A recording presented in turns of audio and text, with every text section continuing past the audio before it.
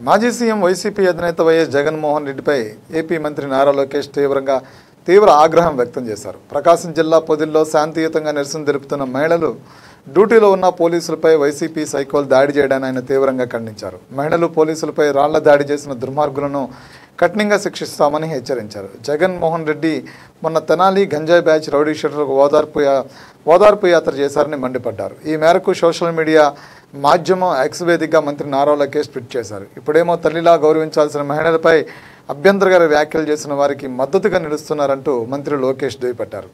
జగన్ తన తల్లిని చెల్లిని మెడబెట్టి బయటికి గెంటేశారని, అలాగే వారిని కూడా కోర్టుకు ఈడ్చారని ఫైర్ అయ్యారు. సొంత చెల్లి పుట్టుకపై దుష్ప్రచారం చేయించిన మీరు మహిళలను గౌరవిస్తారని ఆశించడం అత్యాశనని లోకేష్ విమర్శించారు. మహిళలపై వైసీపీ నేతలు మాట్లాడుతున్న మాటలకు, పొదిల్లో మహిళలపై చేస్తున్న దాడికి జగన్ రెడ్డి బేషరతుగా క్షమాపణ చెప్పాలని మంత్రి నారా లోకేష్ డిమాండ్ చేశారు.